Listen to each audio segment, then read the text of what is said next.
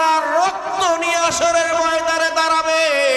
আল্লাহ রাব্বুল আলামিন এত সম্মান দান করবেন, এই সম্মান দেওয়ার পরে শহীদরা বলবে, আল্লাহ জান্নাত চাই না, জান্নাত চাই না, জান্নাত চাই না, আবার দুনিয়ায় পাঠিয়ে দাও, আবার দুনিয়ায় পাঠিয়ে দাও, আবার জিহাদ করি, আবার শহীদ হই, আবার জিন্দা হই, আবার জিহাদ করি, আবার শহীদ হই, আবার জিন্দা হই, আবার জিহাদ করি, আবার শহীদ হই, আবার জিন্দা হই, আবার জিহাদ করি, আবার জিন্দা হই।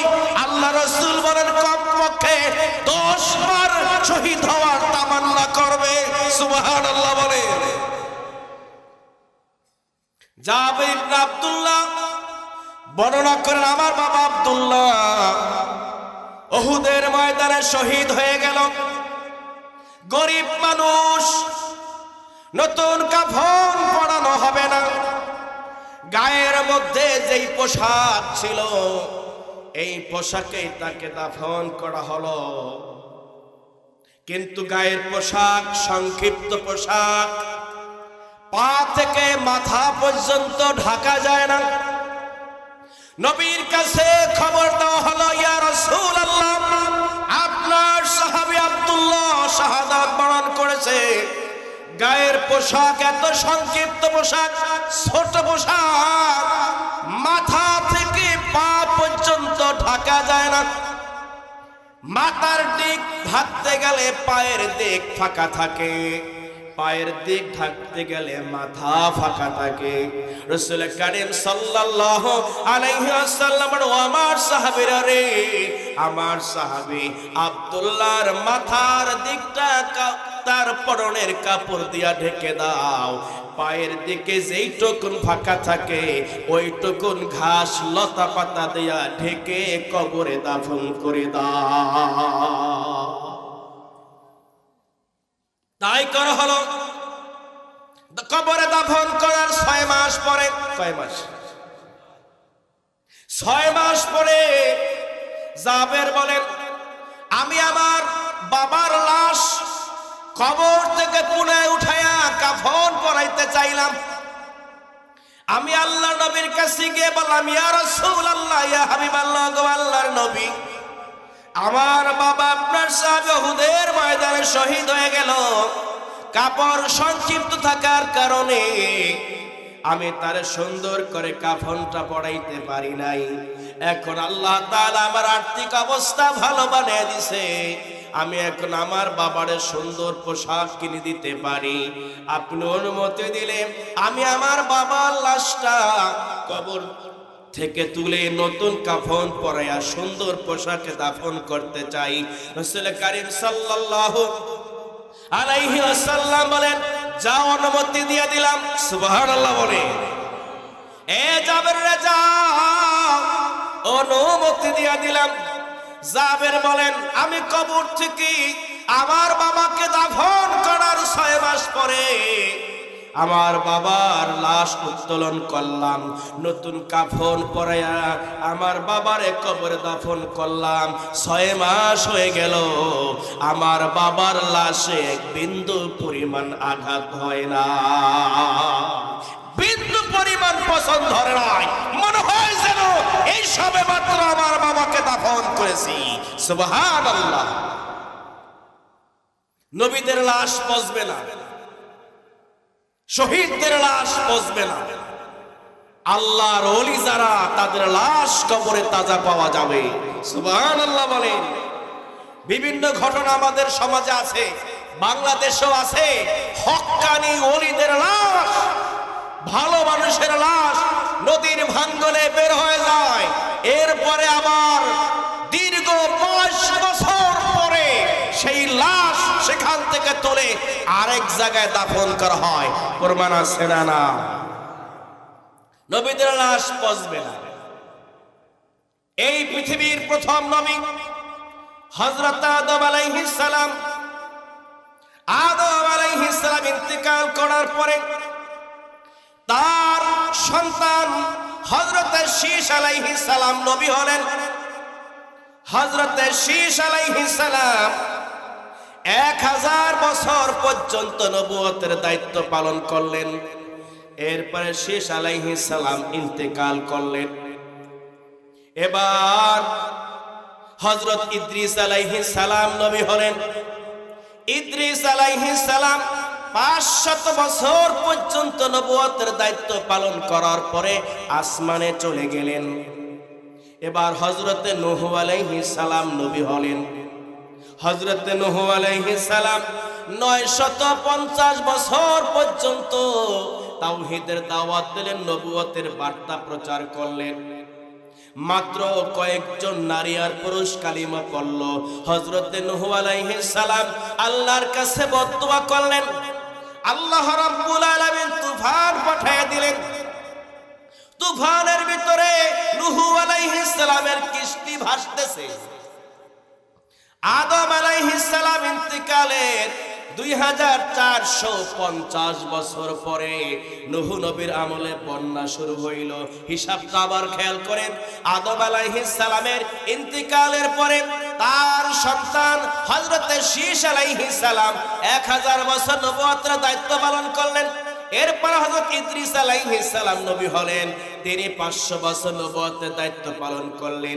এরপর হযরত নূহ আলাইহিস সালাম নবী হলেন, 950 বছর পর্যন্ত নবুয়তের দায়িত্ব পালন করলেন।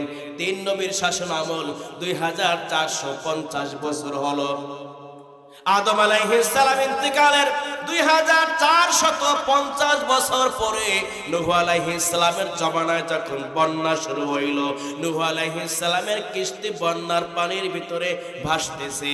নূহ আলাইহিস সালাম কিস্তি থেকে তাকায়া দেখে বাবা আদম আলাইহিস সালামের লাশ পানির মধ্যে ভাসতেছে। হযরত নূহ আলাইহিস সালাম আদম আলাইহিস সালামের লাশ তুলে তার কিস্তির মধ্যে উঠাইলেন। একটানা 6 মাস পর্যন্ত বন্যা চললো। ওই লাশ কিস্তির মধ্যে থাকলো।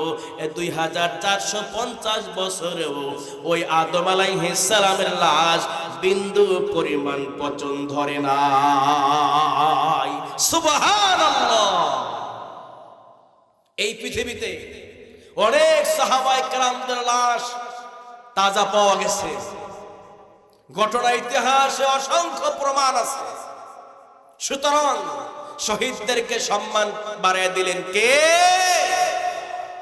সিংহের মতো 1 ঘন্টা বাঁচা ভালো, শিয়ালের মতো 1 যুগ বেঁচে কোনো লাভ নাই। ঠিক কিনা বলেন? সুতরাং মুসলমান, আমাদেরকে আল্লাহ রাব্বুল আলামিন বাক স্বাধীনতা দিয়েছেন। আমরা সবাই যার যার অবস্থান থেকে স্পষ্ট ভাষায় জানিয়ে দিতে চাই, ইসলাম দেশ মানবতার জন্য। আমরা দলে বিভক্ত হব না। ইসলাম দেশ মানবতার জন্য দল মত নির্বিশেষে আমরা সবাই এক প্ল্যাটফর্মে এসে ইসলাম দেশ মানবতার কাজে আমরা লাগবো। ঠিক কিনা বলে? ইসলাম দেশ এবং মানবতার জন্য আমরা যদি আমাদের জীবনকে বিলিয়ে দিতে পারি, এই জীবনের মূল্য আল্লাহ তাআলা অনেক বাড়িয়ে দিবেন। ঠিক কিনা বলেন? ইসলাম দেশ এবং মানবতার জন্য আমরা যদি কাজে লাগতে পারি, নাস্তিক মুরতাদ বেঈমানেরা আমার নবীকে নিয়ে, আমার কোরআন নিয়ে, আমার মসজিদ নিয়ে, আমার মাদ্রাসা নিয়ে, আমার বিসমিল্লাহ নিয়ে, আমার সালাম নিয়ে আর কটূক্তি করার সাহস পাবে না। ঠিক কিনা বলে? আমার ভাইয়েরা, বাবারা, আল্লাহ রাব্বুল আলামিন সূরা বুরুজের মধ্যে একজন শহীদের ঘটনা বর্ণনা করেন। কুতিলা আসহাবুল উখদুদিন নারি যাতিল ওয়াকুদ। সুবহানাল্লাহ বলেন। আসহাব উখদুদ, যুবকের নাম আব্দুল্লাহ ইবনে তামির। জালিম বাদশা ইউসুফ জুনওয়াস নবীজির জন্মের 1000 বছর আগের ঘটনা। নবীর জন্মের কত বছর আগের ঘটনা? 1000 বছর আগের ঘটনা। ইউসুফ জুনওয়াসের শাসন আমলে ইউসুফ জুনওয়াসের একজন জাদুকর ছিল। ওই জাদুকর বুড়া হয়ে গেছে। বুড়া বয়সে এসে জাদুকর বলতেছে, বাদশা নামদার ইউসুফ জুনওয়াস জালিম বাদশা, বেঈমান বাদশা, কাফির বাদশা, জাদু বিদ্যা দিয়ে অনেক কাজ করে। জাদুকর ডেকে বলতেছে, আমি তো বুড়ো হয়ে যাচ্ছি, আপনি আমাকে ভালো সুন্দর মেধা বিবেক বুদ্ধি সম্পন্ন একটা যুবক দেন, যে যুবককে আমি আমার থেকে জাদুবিদ্যা শিখাইয়া দিতে পারি, আপনার ভবিষ্যৎ কাজে লাগবে। ইউসুফ জুনওয়াস চিন্তা করলেন, আব্দুল্লাহ ইবনে তামেরের মেধা বিবেক বুদ্ধি অনেক ভালো, ভদ্র এবং নরম স্বভাব, চরিত্র ভালো, তাকে নিয়োগ দেওয়া হলো। আব্দুল্লাহ ইবনে তামের ওই জাদুকরের কাছ থেকে জাদুবিদ্যা শিখার জন্য যখন যায়, রাস্তায় একজন পাদ্রী, তৎকালীন সময় শরীয়তের ধারক বাহক আলেম যারা ছিলেন তারা ছিলেন পাদ্রী। ওই শরীয়তের বিধান জানতেন পাদ্রী। পাদ্রীর কাছ থেকে তিনি শরীয়তের বিধান শিখলেন। এবার কোন একদিন পথ চলতেছে, হঠাৎ দেখে রাস্তার মধ্যে মানুষের অনেক জ্যাম পড়ে আছে, মানুষ সবাই আটকা পড়ে আছে। ওই আব্দুল্লাহ ইবনে তামের সেইখানে গেলেন, গিয়ে দেখতেছেন বিষাক্ত একটি পশু, একটি জানোয়ার, হিংস্র জানোয়ার রাস্তা আটকে দিছে। মানুষের চলাফেরায় বিঘ্নতা হচ্ছে, সমস্যা হচ্ছে। কেউ কাছে গিয়ে জানোয়ারকে হত্যা করার সাহস পায় না। আব্দুল্লাহ ইবনে তামের গেলেন, হাতে একটা ছোট্ট পাথরের টুকরা নিলেন, আর আল্লাহর নাম নিয়ে যখন তিনি ওই যন্ত্রের গায়ে আঘাত করলেন, সাথে সাথে যন্ত্র সেই জায়গায় মারা গেল। সকল মানুষ আশ্চর্য হয়ে গেল, ছোট্ট একজন বালকের কি এমন শক্তি, কি এমন কারামত, যার ছোট্ট পাথরের আঘাতে বিশাল যন্ত্র জানোয়ার, হিংস্র জানোয়ার জায়গায় শেষ হয়ে গেল। নিশ্চয় বালকের মধ্যে অলৌকিক শক্তি আছে। লোকের আসছে, আমাকে ফু দিয়ে দাও। অন্ধ লোক আসছে আব্দুল্লাহ ইবনে তামেরের কাছে, এসে বলে, তোমাকে আল্লাহ পাক শক্তি দান করেছেন, তুমি একটু আমার চোখে হাত বুলিয়ে দাও। আব্দুল্লাহ ইবনে তামের কানা মানুষ, অন্ধ মানুষের চোখে হাত বুলিয়ে দেয়, সাথে সাথে চোখ ভালো হয়ে যায়। সুবহানাল্লাহ বলে। এবার কুষ্ঠ রোগী আসছে, এসে বলতেছে, এ আল্লাহর বান্দা যুবক, আমার শরীর দেখো নষ্ট হয়ে গেছে, শরীরটা সাদা হয়ে গেছে, দেখতে ভালো দেখা যায় না, তুমি একটু আমাকে হাত বুলিয়ে দাও। আব্দুল্লাহ ইবনে তামির আল্লাহর নাম নিয়ে হাত বুলিয়ে দেয়, কুষ্ঠরোগ আল্লাহ দূর করে দেয়। এইভাবে মানুষেরা বিভিন্ন সমস্যা নিয়ে আসে, রোগ বালাই নিয়ে আসে। আব্দুল্লাহ ইবনে তামির আল্লাহর নাম নিয়ে ফু দিয়ে দেয়, হাত বুলিয়ে দেয়। আল্লাহর নামের বরকতে, কোরআনে কারিমের বরকতে আল্লাহ রব্বুল আলামিন রোগ ভালো বানাইয়া দেয়।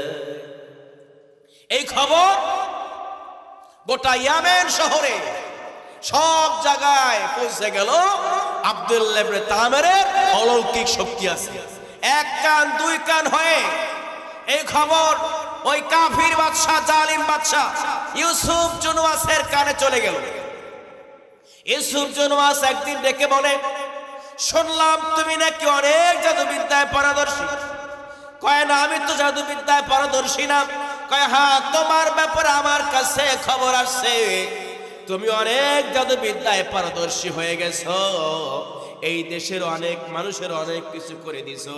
কয় জাদু দিয়ে একটা কাজও করি নাই, যা করেছি সব আল্লাহর নাম নিয়ে করেছি। জোরে বলেন আল্লাহু আকবার। সকল ক্ষমতার মালিককে। অনুনাজ্জিলু মিনাল কুরআনি মা হুয়া শিফাউ ওয়া রাহমাতুল লিল মুমিনিন। কোরআনের মধ্যে আল্লাহ পাক সকল রোগের ওষুধ দান করেছেন। সুবহানাল্লাহ। আমার ভাইয়েরা বাবারা, মনে পড়ে গেল কোরআনের চিকিৎসার কথা। কোরআনের চিকিৎসা কত ভালো। জৈনিক একজন সাহাবী, তার কাছে খবর আসলো ওই কওমের ওই গোত্রের একজনকে সাপে দংশন করেছে। সাহাবীর কাছে খবর আসছে, বলো আপনি একটু ফু দিয়ে দেন, ঝেড়ে দেন। সাহাবী বলেন ছাড়তে পারি, আমাকে কিছু বকরি ছাগল হাদিয়া দেওয়া লাগবে, এর বিনিময়ে আমি ঝাড় ফুঁক দিব। রাজি হয়ে গেল। আল্লাহ নবীর সাহাবী সূরা ফাতিহা পড়ে যখন ফু দিয়া দিল, ইখলাস ঠিক থাকার কারণে, আল্লাহ ভরসা থাকার কারণে, সূরা ফাতিহা পড়ে ফু দেওয়ার কারণে ওই সাপের বিষ আল্লাহ নষ্ট করে দিয়েছে। অনুনাজ্জিলু মিনাল কুরআনি মা হুয়া শিফাউ ওয়া রাহমাতুল লিল মুমিনিন। সুবহানাল্লাহ বলে। আমার ভাইয়েরা বাবারা, আব্দুল্লাহ ইবনে তাওয়ের বলেন, ও ইউসুফ জুনওয়াস, জাদু দিয়ে একটা কাজ করে না, কারণ জাদু শেখা হারাম, জাদু শিক্ষা করা হারাম, জাদু দিয়ে কোনো কিছু করা হারাম। আমি জাদু বিদ্যা দিয়া কোনো কিছু করি নাই, যা কিছু ঝাড়ফুঁক করেছি সব কার নাম দিয়ে করেছি? আরো জোরে বলেন কার নাম? আমার ভাইরা বাবারা, এবার জালিম বাদশা ইউসুফ জুনওয়াস বলল, বলো কি? আমি তো আল্লাহরে মানি না, আল্লাহর বিধান মানি না, শরীয়ত মানি না। এমন কিছু লোক আমাদের বাংলাদেশে আছে না? না। ইউসুফ জুনওয়াস বলল, ছেড়ে দাও তোমার আল্লাহর নাম, ছেড়ে দাও তোমার শরীয়ত। কয় না, ছাড়া সম্ভব না। কয় ছেড়ে দাও, কয় সম্ভব না। যদি ছাড়তে রাজি না হও, পরিণাম কি হবে জানো? কয় বলেন কি পরিণাম হবে? কয় তোমাকে শহীদ করা হবে। আব্দুল্লাহ ইবনে তাওয়ের, আমি মুসলমান, আমার শহীদ হতে কোনো ডয় ভর করে না। সুবহানাল্লাহ। আমার কোনো ডর নাই, আমার কোনো ভয় নাই। আমি জানি শহীদ হলেই আমার সম্মান বাড়িয়ে দিবে কে? আব্দুল্লাহ ইবনে তাওয়েরকে বলা হলো, তাহলে প্রস্তুত গ্রহণ করো। আব্দুল্লাহ ইবনে তাওয়ের বলেন, আমি মুসলমান, আমি শহীদ হওয়ার জন্য 3 রাত 24 ঘন্টা প্রস্তুত থাকি। সুবহানাল্লাহ। মুসলমান তো হবে তেমন, মরণের ভয় করবে না। ইসলাম দেশ মানবতার জন্য জীবন উৎসর্গ করে দিবে। বাতিল শক্তিকে স্পষ্ট ভাষায় জানিয়ে দিবে, ইসলামের বিরুদ্ধে কোন ষড়যন্ত্র সহ্য করা হবে না। ঠিক কিনা বলে? আব্দুল্লাহ ইবনে তাওয়ের বলেন, আমি প্রস্তুত। এবার জালিম বাদশা ইউসুফ জুনওয়াস এক দলকে দায়িত্ব দিলাম, একে পাহাড়ের চূড়ায় নিয়ে যাও, পাহাড়ের চূড়া থেকে ধাক্কা মেরে ফেলে দিবা। হাকিমুল উম্মত মুজাদ্দিদে মিল্লাত শাহ আশরাফ আলী থানভী রাহমাতুল্লাহি আলাইহি তাফসীরে বায়ানুল কোরআনের মধ্যে লিখেন, পাহাড়ের চূড়ায় নিয়ে যাওয়া হলো, সেখান থেকে ধাক্কা মেরে ফেলে দেওয়া হলো। তারা ভাবছিল পাহাড়ের চূড়ার থেকে ছোট্ট বালক গড়াইয়া পড়তে পড়তে পড়তে পড়তে বালকের দেহ থেকে মাংস খসে পড়ে যাবে, চামড়া খসে পড়ে যাবে, এই বালক পাহাড়ের চূড়ায় তার মৃত্যু হয়ে যাবে।